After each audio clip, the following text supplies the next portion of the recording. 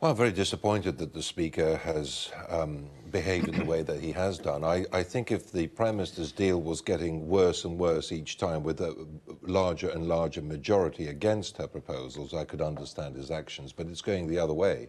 I mean, you were coming on board, weren't you? Absolutely, and I was hoping that it would be brought back again this week. My constituents, overwhelmingly, when I engage with the local farmers' union in my constituency, Shrewsbury Business Chamber, my local councillors, senior party figures in my local association, they are now telling me, look, we're really, really tired of this now. We want you to get the deal across the line, do whatever it takes to move on to the next stage of negotiations with the European Union, which are arguably even more important. So any delays engineered by the Speaker and the opposition parties, I think, is doing us no favours at all. So would you recommend that the government tries to suspend standing orders or change standing orders and brings this to a vote as soon as it can?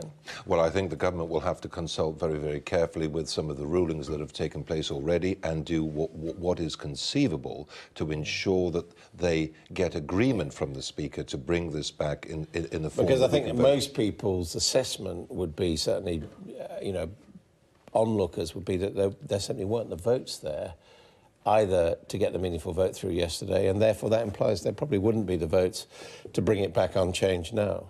Well, it's interesting, but I'm talking to many colleagues in the ERG who are also, like me, now changing our minds and coming to support the Prime Minister. So it's not a trickle, it's moving from a trickle to a steady flow of MPs wanting to back the deal simply because Parliament has taken no deal off the table. I think that was a mistake. I voted against it, but they have taken no deal off the table. No other option, I think, can get through the House of Commons. Mr Corbyn's customs union proposals failed. This is the only game in town. We need to now ratify it. So actually,